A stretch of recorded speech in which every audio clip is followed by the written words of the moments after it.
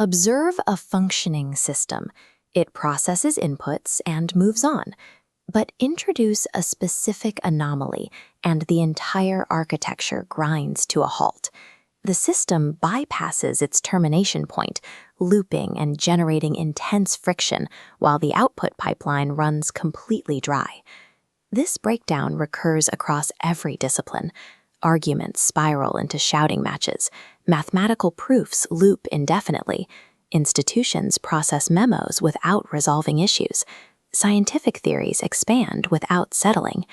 We often treat these failures as isolated, domain-specific issues. A psychologist sees rumination. A sociologist sees institutional ossification. Sometimes we romanticize the failure, labeling it a deep, unsolvable mystery. These failures share a single, mathematically predictable structural architecture. Redefining these spirals as mechanical geometry problems transforms them from inevitable tragedies into solvable equations. This shared architecture is called pathological infinity.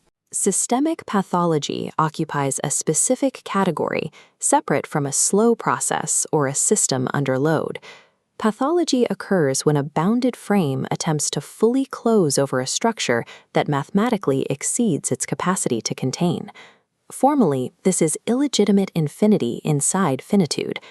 A healthy system, encountering something it cannot close, simply registers a lawful unknown. It says, "I do not yet know." Recognizing this specific geometry identifies the mechanism that tears a system apart when it tries to solve the unsolvable. This is a bounded frame, variable f. Every system requires one because operational logic depends on strict limits. Whether it's language grammar, mathematical proofs, biology, or corporate procedures, they all share this dependency on bounded logic. The strength of this frame is defined by its closure capacity. Closure capacity is the system's finite ability to resolve, retain, integrate, and terminate the inputs it takes up. The inherent structural danger is that a frame can physically intake an input that it does not have the capacity to finish. A system's survival depends on its strict adherence to the functional limits of its own closure capacity. Watch what happens when variable r, the reference, crosses the boundary into the host frame. Variable r represents a recursion, a totalization demand, or a completion claim that lacks a termination state. In this context, the word infinity refers to a specific structure that completely outruns the frame's lawful ability to terminate it. At this point, the frame makes an illegal error. Instead of rejecting R, the system attempts to process it, acting as though it has closure over a target it cannot lawfully close. This differs from a hard problem, where the system simply lacks data. Here, the system is actively smuggling closure it hasn't earned. The mere presence of an unclosable object is not the failure. It is the system's illegal attempt to process that object that triggers the breakdown. This threshold marks the transition from a localized error to active corruption. The system forces counterfeit closure.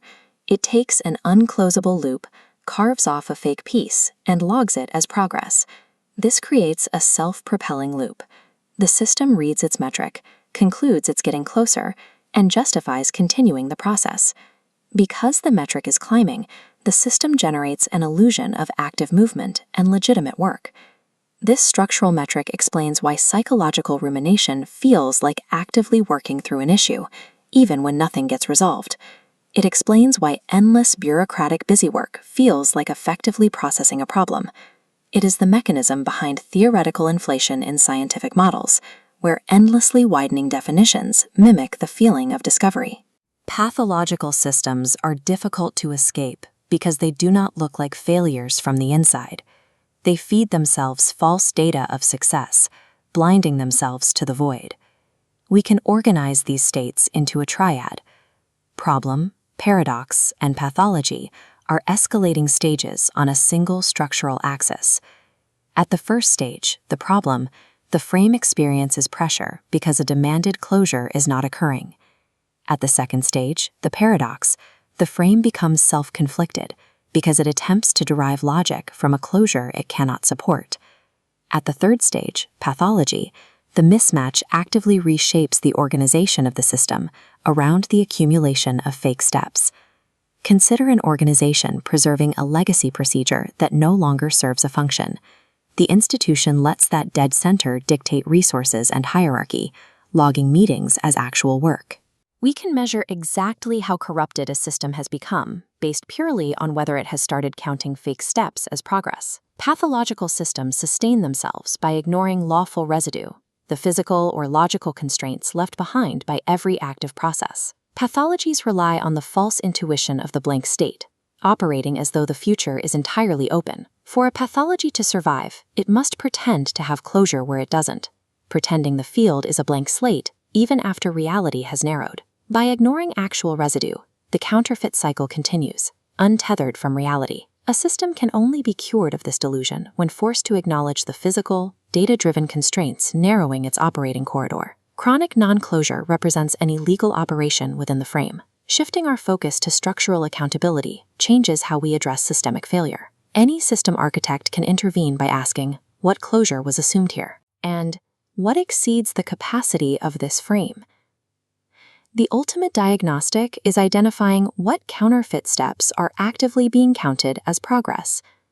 Pathological infinity is not an inescapable condition. Pinpointing the exact moment where counterfeit progress is logged and actively rejecting that corrupt data shatters the loop and forces the system back into its functional limits.